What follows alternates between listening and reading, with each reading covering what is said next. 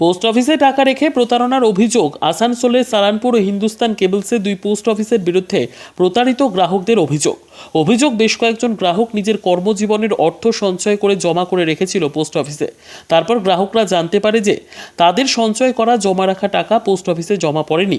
ওই পোস্ট অফিসের পাসবুক ও স্ট্যাম্প জাল। গ্রাহকরা বুঝতে পারে সরকারি সংস্থা তথা পোস্ট অফিসে টাকা রেখে প্রতারিত হয়েছেন। বিষয়টি সালানপুর থানায় লিখিত অভিযোগ জানায় প্রতারিত গ্রাহকরা।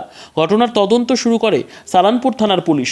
যদিও সেই সময় কর্মরত পোস্ট অফিসের পোস্টমাস্টার কৃষ্ণপ্রসাদ শর্মাকে সালানপুর থানার পুলিশ গ্রেপ্তার করে গত 24শে জুন বলে খবর। তাকে আসানসোল আদালতে তোলা হয়। 5 দিনের পুলিশ হেফাজত হয়। গ্রেপ্তার করার খবর চাউর হতেই প্রতারিত গ্রাহকরা সালানপুর থানায় পৌঁছয়। প্রতারিত গ্রাহকরা জানায় পোস্ট অফিসে টাকা রেখেও তারা সুরক্ষিত নয়, তাদের সাথে প্রতারণা করা হয়েছে। তাদের দাবি জানায় দোষীর কঠোর শাস্তি এবং তাদের জমানো টাকা ফেরত দিতে হবে। তাছাড়া জানা যায় পুলিশ ধৃত ব্যক্তির কাছে জাল স্ট্যাম্প, জাল পাসবুক সহ বেশ কিছু নথিপত্র বাজেয়াপ্ত করেছে। ঘটনার তদন্তে সালানপুর থানার পুলিশ। ব্যুরো রিপোর্ট, 3 রাত স্টার নিউজ।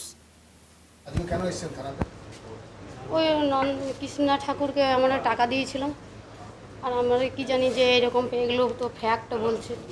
আমরা কি জানি যে এগুলো ফ্যাক্ট বেটে নাকি। আমি তো এই দেখুন আমার খাতা, আমি তো জানি না যে ফ্যাক্ট নাকি। আমি তোমাকে টাকা ফিস্টি করেছিলাম 10 বছরের জন্য।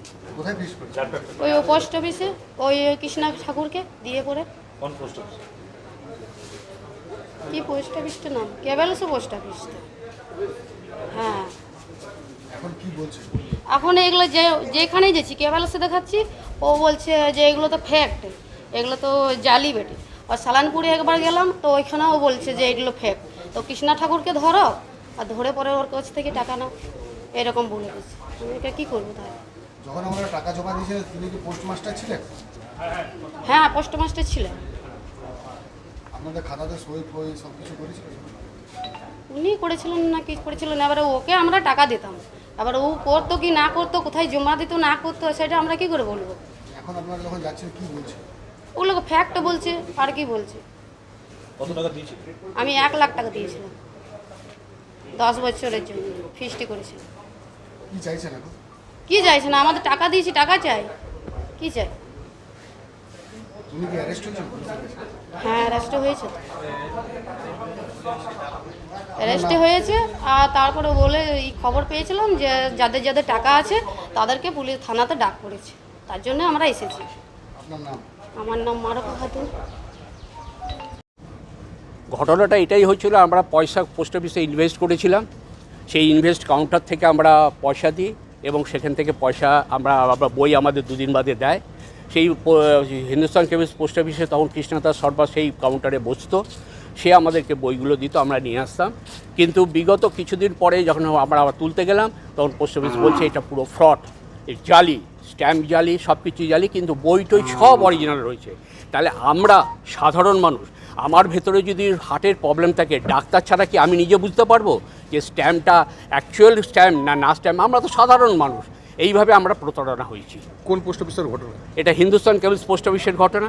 সেম পোস্ট অফিস হচ্ছে সালানপুরের ঘটনা।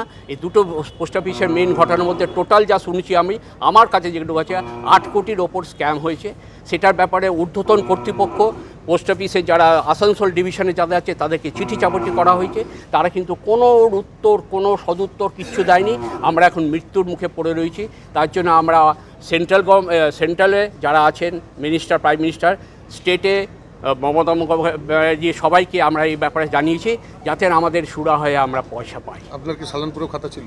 সালানপুরে আমার ছিল না, আমাদের বন্ধুবান্ধবদের যারা আছে, যারা আমাদের নিজস্ব সব কিছু হচ্ছে, তাদেরও খাতা ছিল। সেই প্রবলেম সেই সালানপুরেও আছে, একই ব্যাপার। এবং এতে এএসপি ফার্স্ট, তখন ওই সময় মিসেস মুর্মু ছিলেন, এসছিলেন, দেখেছেন।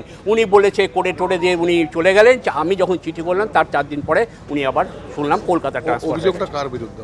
অভিযোগটা তো আমার পোস্ট অফিসের বিরুদ্ধে তো বটেই, যে পোস্ট অফিস আমাকে বই দিয়েছে এবং সেখানে যে কাউন্টারে কাজ করতো কৃষ্ণদাস শর্মা, তার বিরুদ্ধে আমাদের সমস্ত বড় অভিযোগ। প্রথম অভিযোগ হচ্ছে আমার পোস্ট অফিসের বিরুদ্ধে, কেন পোস্ট অফিসের বই, পোস্ট অফিসের সব কিছু আছে।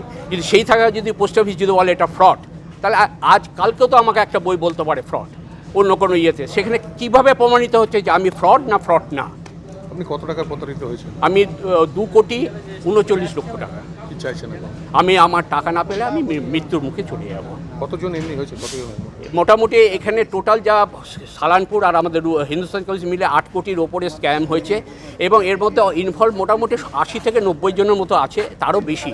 এখন সবে মতো সবাই খবর পেয়ে আসছে, যেহেতু কৃষ্ণদাস শর্মা অ্যারেস্ট হয়েছে 20 তারিখের এর ভেক বার করে এ মন্দিরে মন্দিরে ঘুরে বেড়াতো এবং এর পয়সা নিত, তাকে ধরা হয়েছে। এখন সবাই আসছে, এরপরে কত টাকা টোটাল আছে তাদের আসার পর সেটা করে। আপনারা কি থানায় লিখিত অভিযোগ দায়ের করেছেন? থানাতে অভিযোগ দায়ের করা আছে, ডিভিশনাল অফিসে আসানসোলে অভিযোগ দায়ের করা আছে, তার চিঠিও আমার কাছে আছে। সেটা প্রধানমন্ত্রীকেও সিপি গ্রামে আমি পোস্ট করে আমি ওখানকার মাননীয় প্রধানমন্ত্রীর কাছ থেকে আমি সুবিধা চাইবার জন্য তাকে পাঠিয়েছি। দেখা যাক এবার কী হয়। আপনার নাম? আমার নাম রবীন্দ্রনাথ মুখার্জি।